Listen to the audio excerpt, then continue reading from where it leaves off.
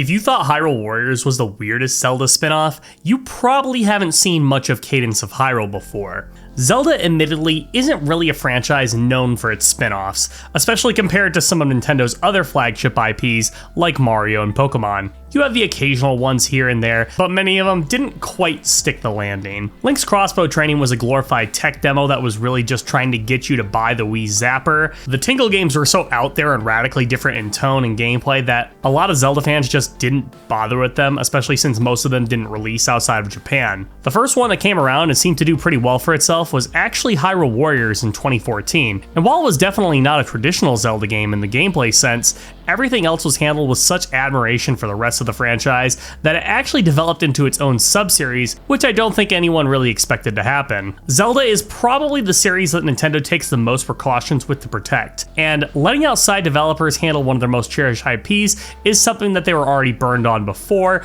so it only makes sense that going forward, if they were going to allow anyone else to touch a Zelda game, they had to have had a proven track record. That's why they had so much trust with Omega Force with the Hyrule Warriors franchise, since they made a dozen of those games by that point, and why other companies such as Grezzo and Flagship got to work on mainline entries and remakes, since they would be working very close with Nintendo on those projects. So when we saw that a new Zelda spin-off was announced, and that it was being developed by an independent studio that only had one game under their belt, and it was going to be a rhythm game nonetheless, people let out a collective, huh? Developer Brace Yourself Games were still relatively fresh on the indie scene when they were announced to be heading this project. Granted, director of the game and head of the studio, Ryan Clark, had worked on some smaller scale projects in the past. The first big breakthrough that he and his team would have would come shortly after the formation of Brace Yourself Games with Crypt of the NecroDancer. A top-down weird combination of genres that sought to strike a balance between roguelikes, dungeon crawlers, and rhythm games of all things. An incredibly innovative, albeit a bit niche idea that made for a moderately successful debut indie title from a new studio. Definitely not as large as something like Shovel Knight, FNAF, or Undertale, but it still sat pretty comfortably with the increasingly higher number of quality titles that were starting to become more frequent in the indie scene. Cadence of Hyrule originally began its life just as a Zelda-centric DLC for the Switch release of Crypt of the NecroDancer, but because of an ever-increasing flow of ideas and interest from both sides, the project eventually blossomed into its own standalone entry. When the game eventually did release, it was met with a fairly strong critical reception, and sales were definitely solid, and it even saw a pretty strong lineup of post-launch support with free updates, music and character packs, and even its own mini expansion. It was far from the smash success that Hyrule Warriors was, but Cadence of Hyrule seemed to carve out its own little niche for itself and do just fine. I am, admittedly, not a rhythm game guy. I of course casually dabbled in Guitar Hero and Rock Band during the height of the genre's popularity, and I played around with some stuff with the festival mode of Fortnite, but even then I couldn't really do too well on the higher difficulties. I have also never played Crypt of the NecroDancer, and only know what I've been told secondhand or seen online about that game. I did buy it on a Steam sale some time ago, but it went immediately into the backlog. Someday I'll play it, I'm sure. I'm approaching this game like I'm sure many other people did, as a Zelda fan, and one that's not very used to the genre that this game is in. So what I'm saying here is that this is not going to be some expert level gameplay in this video or anything. You will see a lot of missed beats, you will see a lot of dropped combos, you will see me die a lot. It will be some real game journalist level of gameplay here, but that's okay, because a part of the reason I started this channel was to get myself out of my comfort zone a bit and play some games I normally might not want to try. And Cadence of Hyrule is a great reminder of why I did that, because had I not been playing this for the channel, I would have dropped this after 30 minutes of me not grasping how to actually play the game. While Cadence did a fine enough job of teaching me the mechanics, it took me a lot longer than I'd like to admit to really get a feel for how things were supposed to play out. But that moment where things finally clicked together, I said to myself, you know what? This is actually a pretty good-ass video game.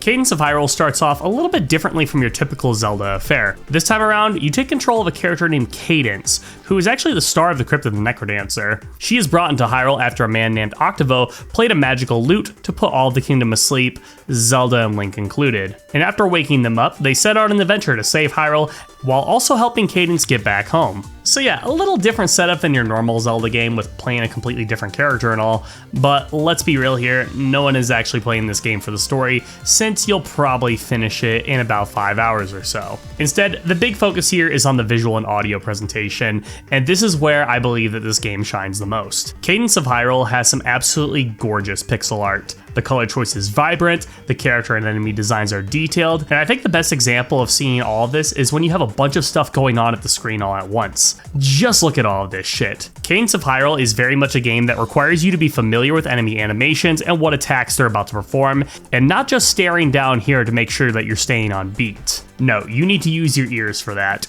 Or if you want, there's an additional option to allow for rumble in your controller whenever the beat hits, if you don't mind having to charge your Joy-Cons a little bit more frequently. But the music in this game really takes the center stage when it comes to presentation, but also gameplay, since this is a rhythm game. Now, Zelda music isn't typically known for having consistent beat patterns that you can rhythmically plug away at something, but that's where the Cadence of Hyrule remixes come in, and let me tell you, they do an excellent job, especially with all the stuff that they added in with the DLC. You got techno-inspired remixes of classic Zelda tunes, smooth jazz pieces, tracks that sound like they belong in Doom 2016,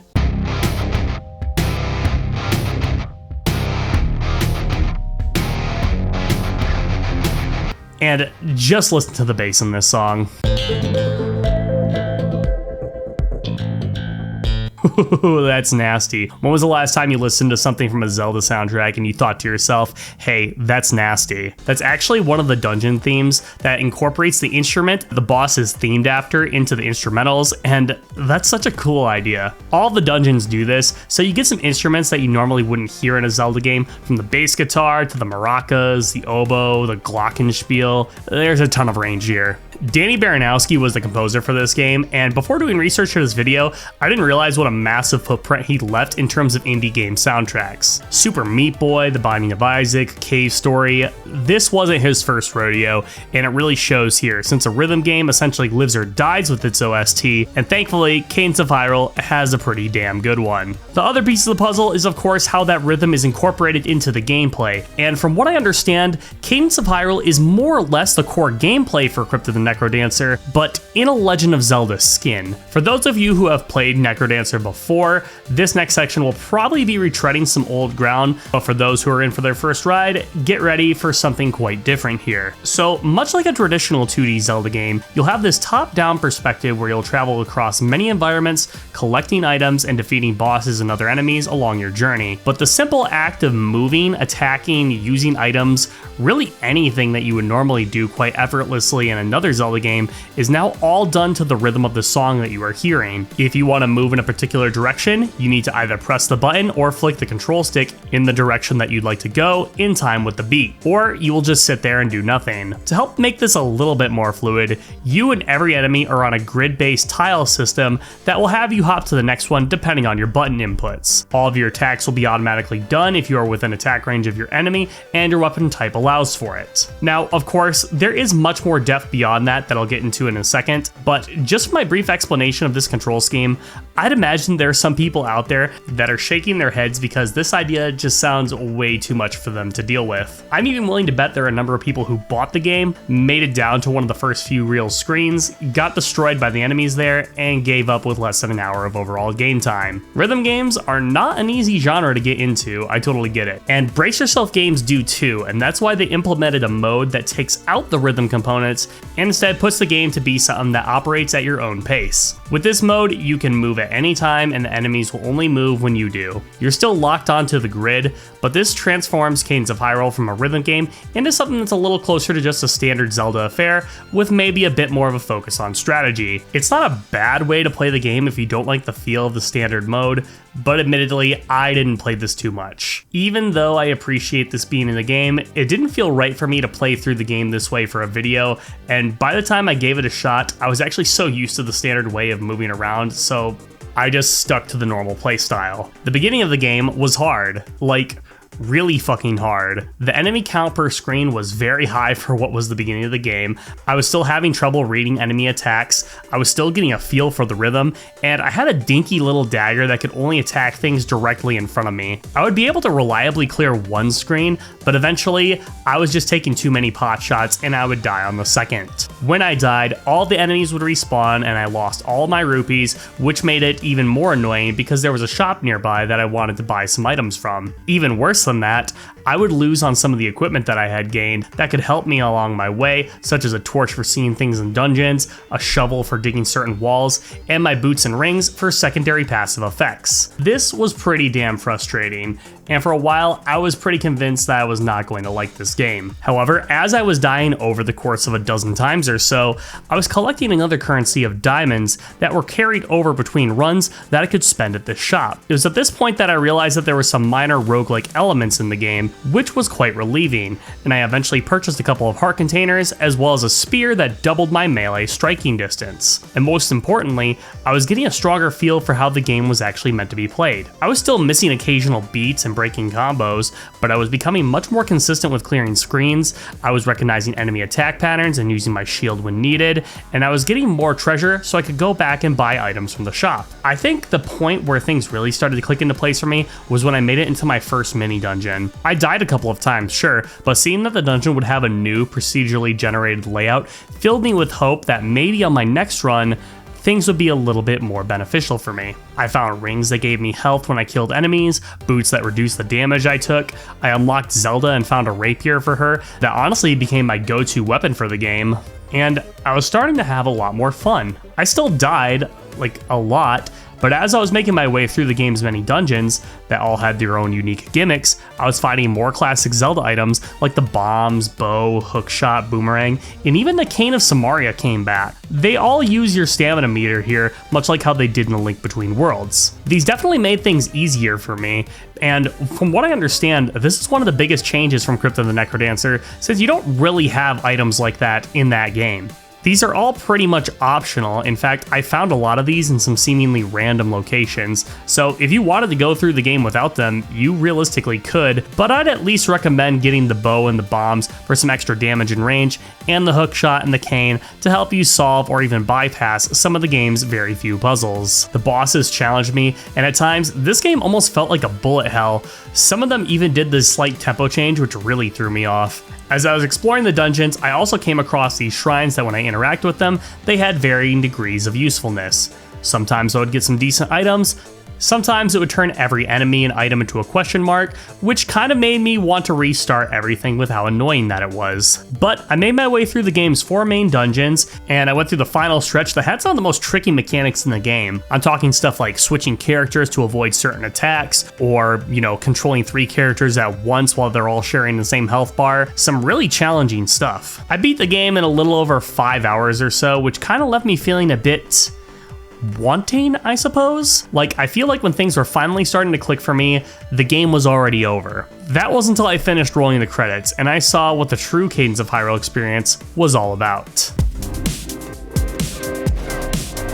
Cadence of Hyrule has a number of modes for the player to partake in outside of the main story, but also that story mode is one of the biggest things that kind of sets it apart from Crypt of the NecroDancer. The story mode obviously goes through the game's main plot, allowing you to swap between Cadence, Link, and Zelda as you go through the 4 main dungeons, but most importantly, in classic Zelda fashion, it also has an overworld for you to traverse through. The overworld is something that will stay static and is not procedurally generated, so it can honestly be a bit of a relief to come back to if you keep failing the same dungeon over and over again. Like in many other Zelda games, there are mini games to play, puzzles to solve, secrets to find, shops to visit, NPCs to talk to. It really does kind of tie things together with the mainline games a bit. Of course, after beating the story, that's where we get some more options to play around with too. First up is Octavo's Ode, which has you go through the events of the game playing as the secondary antagonist, Octavo. It isn't that different from playing the standard mode outside of, Octavo being a wholly unique character, you not being able to switch between other characters, a new final boss, and a new save save file needing to be started, but it is a new fun addition nevertheless. I should also mention one of the DLCs for Cadence is actually a mini campaign called Symphony of the Mask that stars the Skull Kid from Majora's Mask of all things. It has a brand new overworld that's similar to the Dark World from A Link to the Past, and you even get to interact with the Deku Scrubs again, which, when was the last time a Zelda game let you talk to those guys? Easily the most underrated race in the series. There are 2 new dungeons, one focused on combat, which is very challenging, and one on puzzles that is honestly a massive jump in difficulty from anything we saw in the base game. Skull Kid also has a mask switching mechanic that will make him one of the most versatile characters to play with. Each mask has its own unique weapon, and some, like the Zora mask, will allow you to swim in deep waters. You can really tell that the people at Brace Yourself Games are people of culture, given all the Majora's Mask references that they put into this thing, which, why wouldn't they? It is the best Zelda game after all. You can actually access this mode in your main story campaign too, nearing the end of your journey, or you can play through the overworld in Octavo's Ode, but you won't be able to switch to the Skull Kid. That being said, you do also have the option of starting this mode just as a Skull Kid from scratch, which makes things way harder than you think they should be. I don't know if I would totally recommend playing through it this way, but you definitely can. You got some additional side modes too, such as single character mode, that just basically has you select any character and play through the story mode with them exclusively. You can use some of the extra characters that you normally wouldn't have access to, such as Impa, Shadow Link, Shadow Zelda, Arya, even the shopkeeper is playable.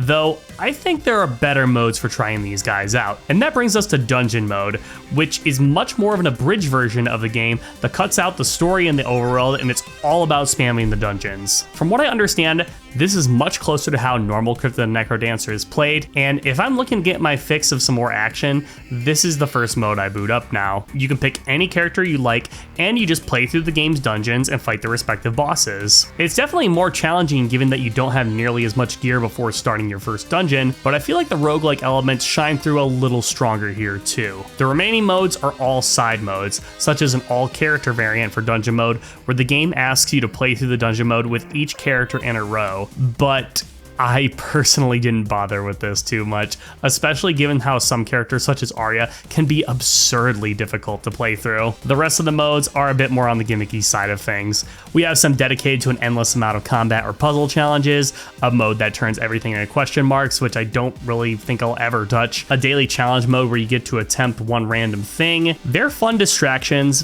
but far from any reason for me wanting to keep playing the game, which I will say, I do have a minor complaint in that regard. Outside of clearing the 3 stories and just trying the new characters for fun, I feel like there isn't really too much of a reason to try those other modes outside of mixing things up. You don't really unlock new gear or enemies that might spawn in later runs like other roguelikes such as Binding of Isaac or Dead Cells, so your runs aren't really as varied as you might want them to be. This, in my opinion, doesn't make Cadence nearly as replayable as many other roguelikes, but again, this is just a rather minor complaint here.